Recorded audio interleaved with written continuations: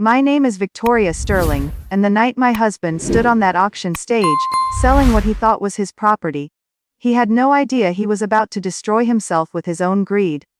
But let me start from the beginning. From the morning when everything I thought I knew about my life crumbled into dust. Facade Chapter 1T. The perfect wife's facade. I was arranging white orchids in the crystal vase, when Marcus walked into our Park Avenue penthouse, his Armani suit perfectly pressed. His face wearing that expression I'd grown to dread. Cold, calculating. The look he reserved for business deals he was about to close. "Victoria," he said, not bothering with a greeting. "We need to talk. I'd been Mrs. Marcus Sterling for 12 years. 12 years of charity luncheons, gallery openings, and playing the role of the perfect society wife. 12 years of listening to him introduce me as my beautiful wife, while his eyes held nothing but contempt. "Of course, darling," I replied, my voice steady despite the knot forming in my stomach. "Coffee?" He didn't answer. Instead, he placed a thick manila envelope on the marble counter between us, the sound echoing through our pristine kitchen like a gunshot. "Divorce papers," he announced. "My lawyer says this will be quick and painless if you cooperate." The orchids suddenly felt heavy in my hands. I set them down carefully, buying myself time to process what he just said. Quick and painless. As if our 12 years of marriage were nothing more than a business transaction to be liquidated. "Marcus." "What?" "Don't make this dramatic, Victoria." His voice was sharp, impatient. "We both know this marriage has been over for years. You've served your purpose. The right wife for building my image, the perfect hostess for my clients. But I need something different now. Something different. Someone younger," I realized. Someone who wouldn't ask questions about the late nights, the mysterious phone calls, the way he'd started looking at me like I was furniture that had gone out of style. "I see." I folded my hands in front of me, a gesture I'd perfected over years of charity board meetings. "And what exactly are you proposing?" Marcus opened the envelope and slid papers across the counter.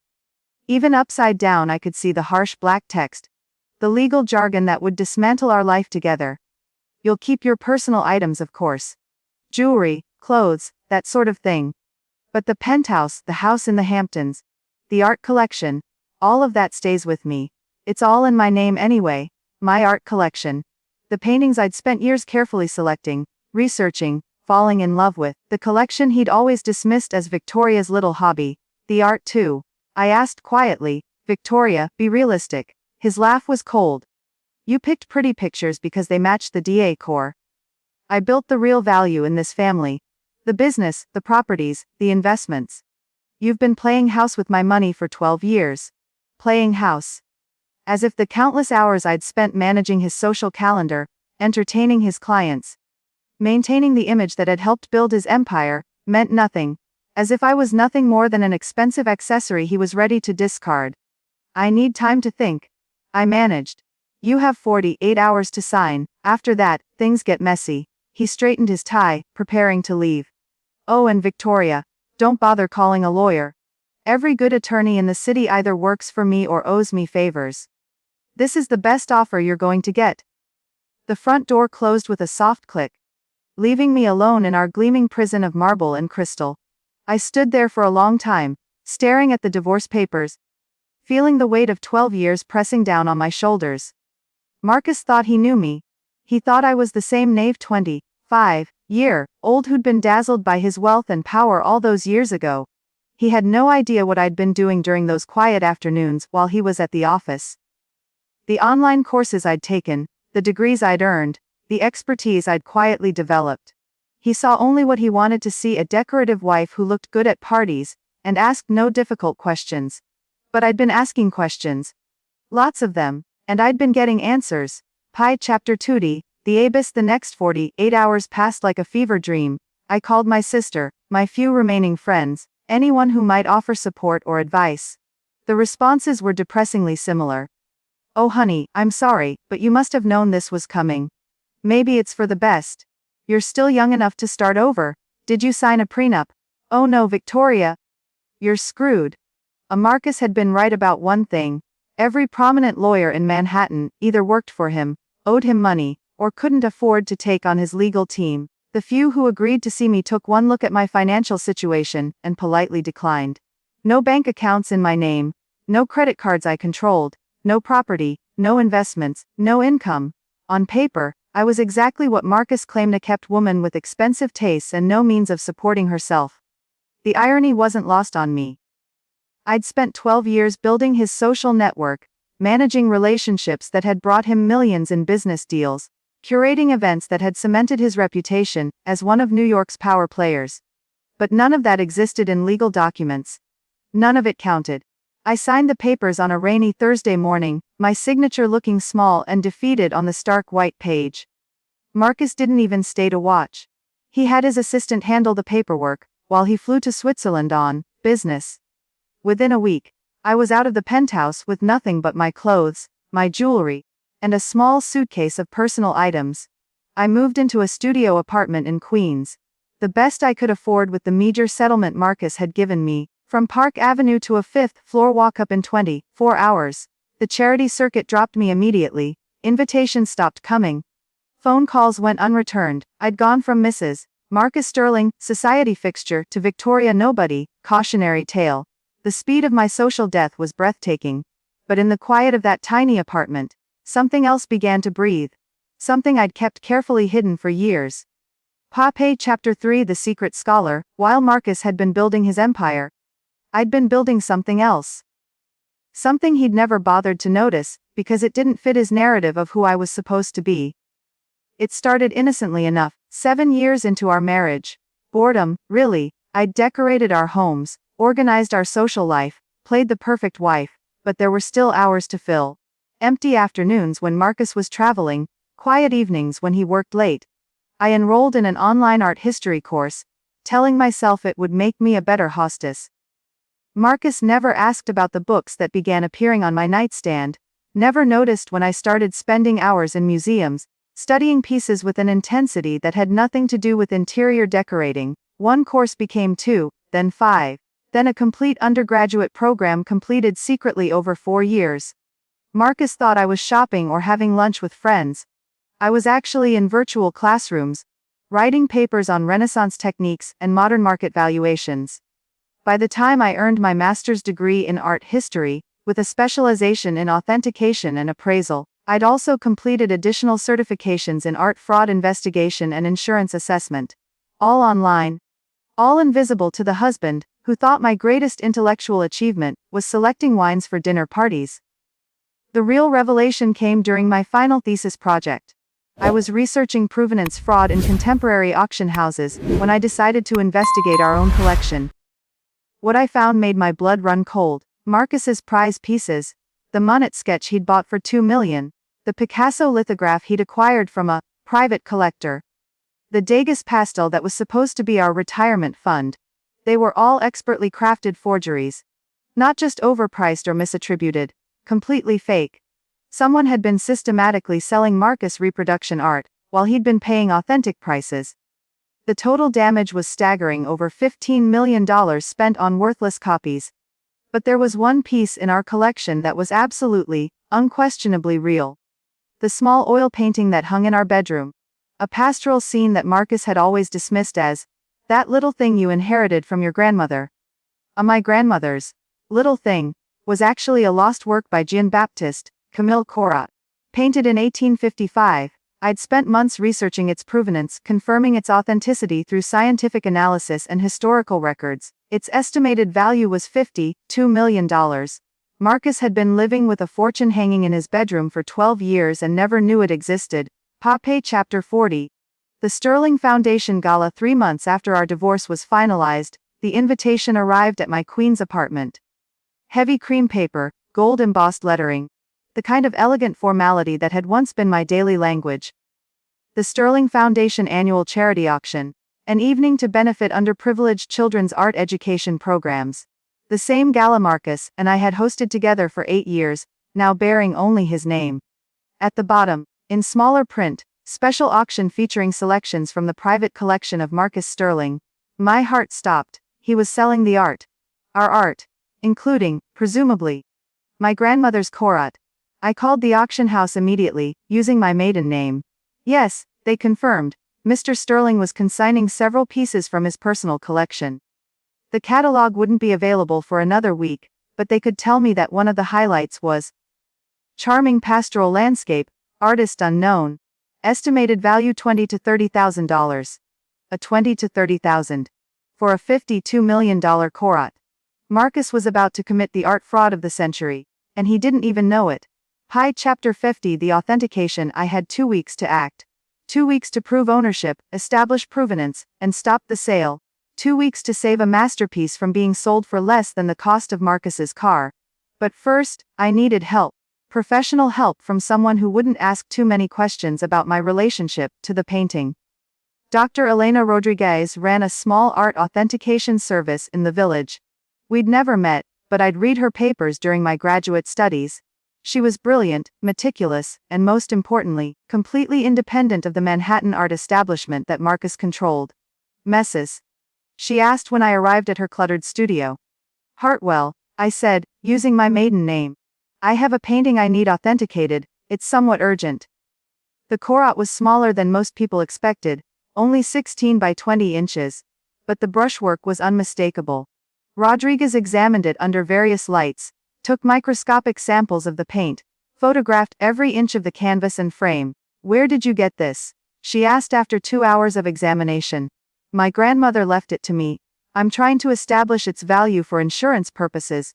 Mems Hartwell, do you realize what you have here? I held my breath. I think so, but I need professional confirmation. This is a genuine Korat. Mid-1850s, almost certainly. The brushwork, the pigment analysis, the aging patterns, everything confirms authenticity, and if my preliminary research is correct, this is Morning Mist at Fontainebleau, which has been missing from the art world for over 60 years. What would something like that be worth? Duckert. Rodriguez leaned back in her chair. At auction, conservatively $45 million, possibly more if there's a bidding war. This is museum quality, Miss Hartwell. It belongs in the Louvre, not hanging in someone's bedroom. I had my proof. Legal, scientific, indisputable proof that the painting was mine, that it was priceless, and that Marcus was about to commit massive fraud by selling it as a work by an unknown artist. But I still needed it back, and I had a plan for that too. Fate Chapter 6c. The perfect storm. The Sterling Foundation Gala was everything I remembered and more. The Plaza Ballroom glittered with crystal and candlelight. Manhattan's elite filled the space in their finest jewels and designer gowns. The same crowd that had embraced me as Marcus's wife, and discarded me the moment we divorced. I bought a ticket under my maiden name and spent a week transforming myself. Gun was the perfectly coiffed society wife with the diplomatic smile and careful words. In her place stood Dr. Victoria Hartwell, art authentication specialist, wearing a simple black dress, and carrying a briefcase full of documents that would change everything. Marcus looked magnificent on the auction stage, confident, powerful, every inch the successful businessman and philanthropist. Next to him stood his new acquisition, Sophia Winters, a 28-year-old gallery owner with perfect skin and ambitious eyes. Ladies and gentlemen, Marcus's voice carried easily across the ballroom.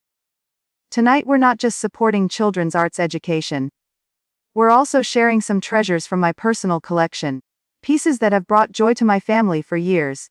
The auction began with smaller items. A few genuine pieces Marcus had purchased legitimately. Some jewelry that had belonged to his mother, a set of rare books. The bidding was spirited, the atmosphere festive. Marcus was in his element, playing the generous benefactor, while increasing his wealth through strategic divestment. Then they brought out my grandmother's painting. Lot 47, the auctioneer announced. A lovely pastoral landscape, oil on canvas, artist unknown but likely mid-19th century European school. Estimated value $20,000 to $30,000. The painting looked small and insignificant under the auction house lights. Most of the crowd barely glanced at it, focusing instead on their champagne and conversation. This was a warm-up piece, something to keep the energy flowing before the evening's major lots. Marcus stood at the side of the stage, watching with satisfaction as his own known landscape attracted a few half-hearted bids.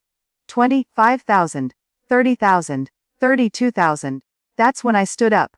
Pat Chapter 70. The revelation. Excuse me. I called from my seat near the back of the ballroom. I'd like to address the authenticity of that piece. The auctioneer paused, confused. This wasn't standard protocol. Murmurs rippled through the crowd as people turned to see who was interrupting the proceedings. Marcus's head snapped toward my voice, and I watched his face cycle through confusion, recognition, and rage in the span of 3 seconds. Victoria. His voice carried a wireless microphone, broadcasting his shock to every corner of the ballroom. What the hell are you doing here? I walked calmly toward the stage, my heels clicking on the marble floor. The crowd parted automatically, creating a path lined with curious faces and raised smartphones. Ladies and gentlemen, I said, my voice carrying clearly without amplification, my name is Dr. Victoria Hartwell, and I'm a certified art authentication specialist.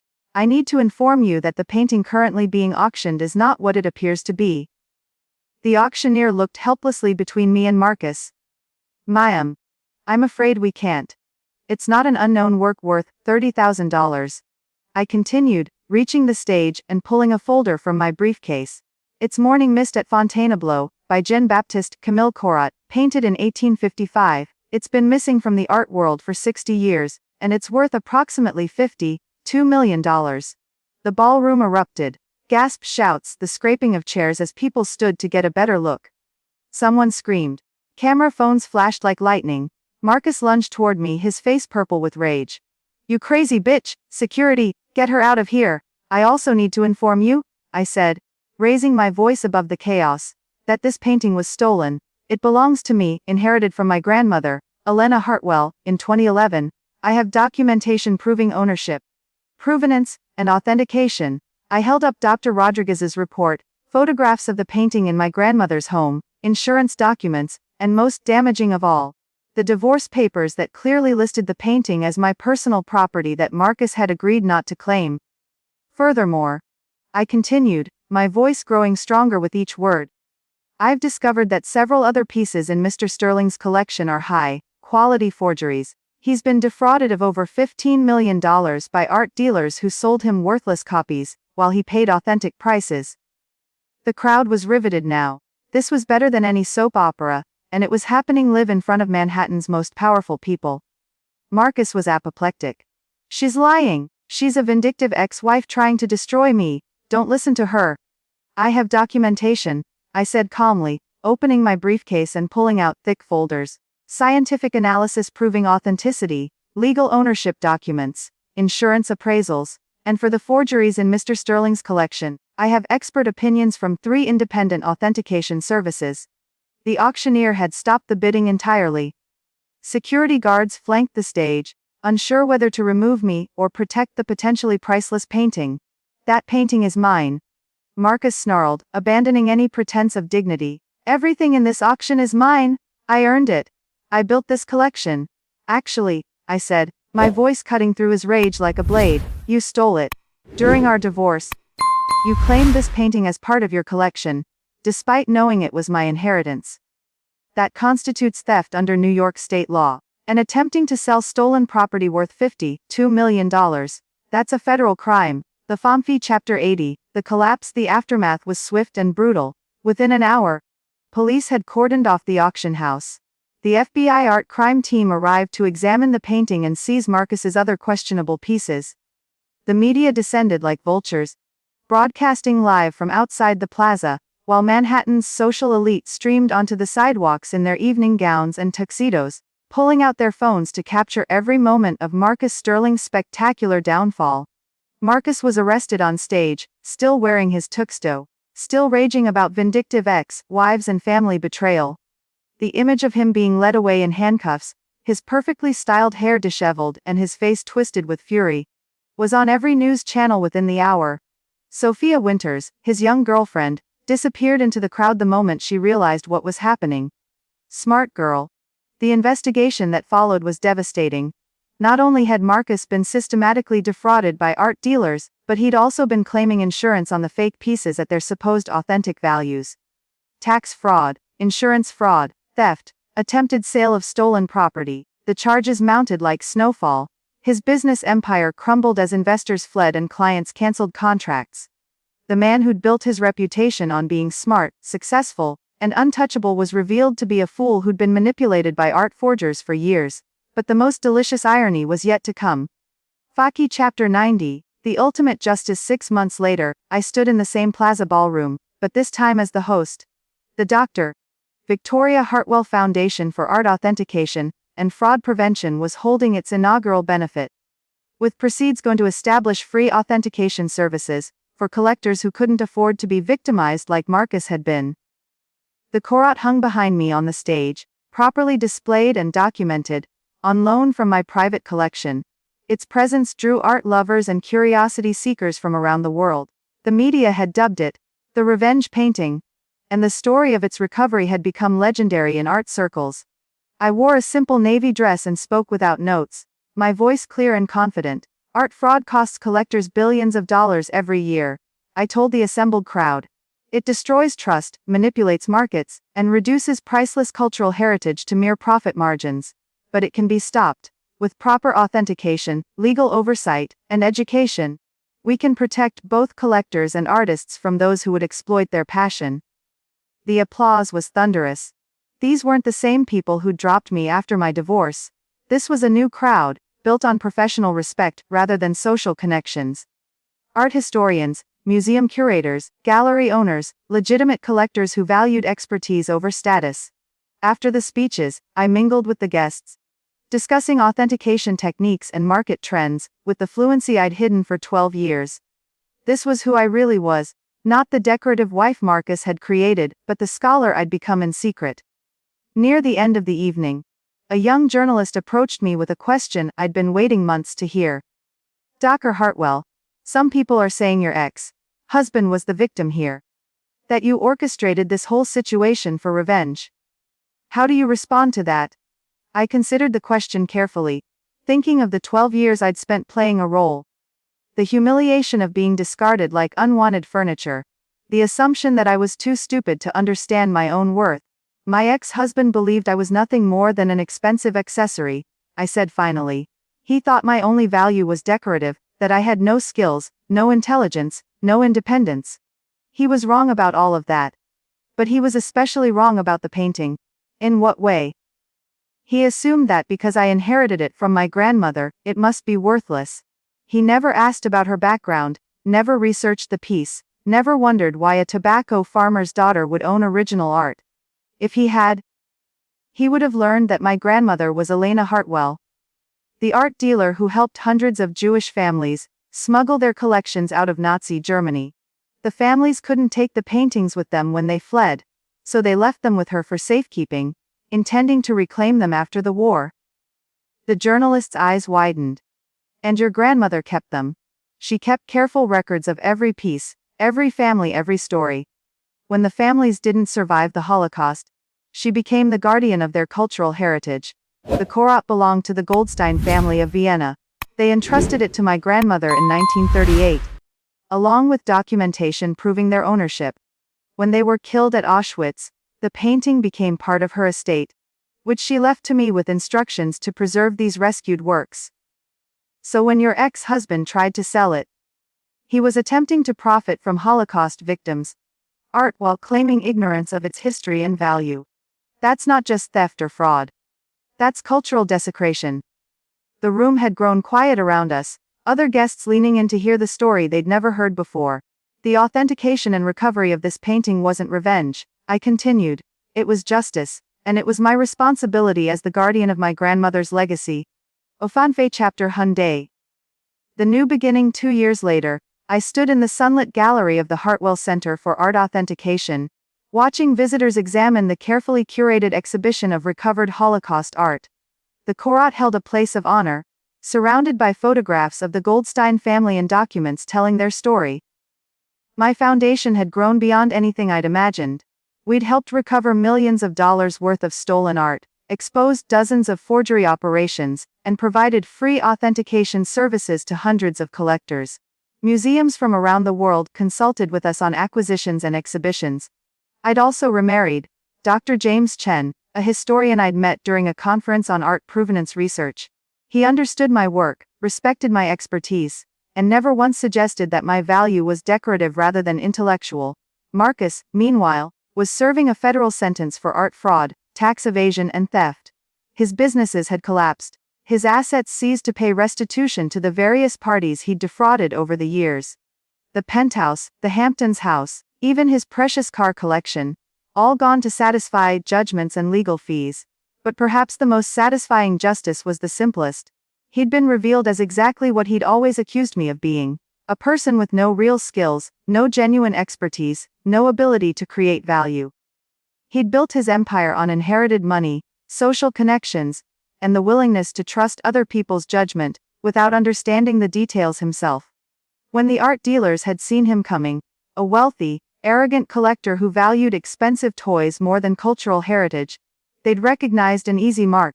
They'd sold him $15 million worth of sophisticated fakes, while he'd strutted around Manhattan believing his collection proved his refined taste and superior intelligence. I, on the other hand, had spent 12 years quietly developing real expertise, while he'd assumed I was too stupid to understand the world around me. His blindness to my capabilities had protected my studies, allowed me to complete advanced degrees, and build professional relationships without interference. In trying to control and diminish me, he'd created the perfect conditions for me to surpass him. Puppet Epilogue. The true victory. The day my authentication center was featured on the cover of Art and Antiques magazine, I received an unexpected phone call. Marcus was calling from federal prison, using his one monthly permitted call to contact me. Victoria, his voice was different, smaller, defeated. I need to ask you something. I'm listening. The other paintings in our collection. The ones you said were fake. Was that true? Or were you just trying to hurt me? I looked out the window of my office, watching students from the nearby university walk past on their way to classes, carrying books and dreams and the assumption that education and hard work would create opportunities for them. It was true, Marcus, every word. I have documentation if you'd like to review it, though I assume your lawyers have already confirmed the authentication reports. A long silence. Then, how long did you know about the forgeries? I discovered them during my thesis research, about 6 months before you filed for divorce. Your thesis? My master's degree in art history, with a specialization in authentication and fraud investigation. I completed it through Columbia's distance learning program. It took me 4 years. Another silence, longer this time. You never told me you were going to school. You never asked what I did with my time. You assumed I was shopping and having lunch with friends. I didn't know you were interested in art history. Marcus. I said gently. You didn't know anything about me.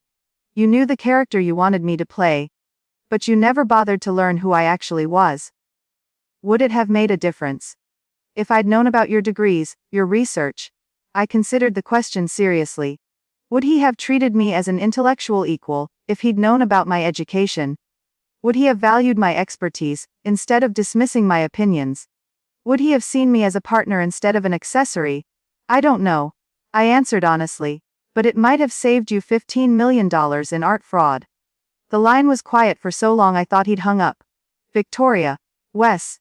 I'm sorry. For all of it. I'm sorry I never saw you. It was probably the most honest thing he'd ever said to me. I know, I replied. But Marcus, I'm not sorry anymore. If you'd seen me, if you'd valued me, if you'd treated me as an equal, I might never have discovered who I really am. I might have stayed comfortable and complacent, instead of developing my own expertise. Your dismissal forced me to prove my worth to myself, and that turned out to be the greatest gift you could have given me. After I hung up, I sat in my office for a long time, surrounded by certificates and awards, looking at photographs of recovered artworks and satisfied clients. The young woman who'd married Marcus Sterling for security and status was gone forever, replaced by someone I respected, someone I was proud to be. The ultimate irony wasn't that I'd exposed Marcus's fraud or reclaimed my inheritance. It was that in trying to reduce me to nothing, he'd forced me to discover that I was everything I'd never dared to believe I could be. And that, more than any painting, or any amount of money, was the real treasure I'd found in the ruins of our marriage. Did you like this story? Tell us in the comments which city you're listening from. If you enjoyed this dramatic tale of betrayal and resurrection, please support us with a super thanks, so we can continue bringing you more incredible life stories like this one. Thank you so much for your support. We look forward to your comments about Victoria's amazing journey.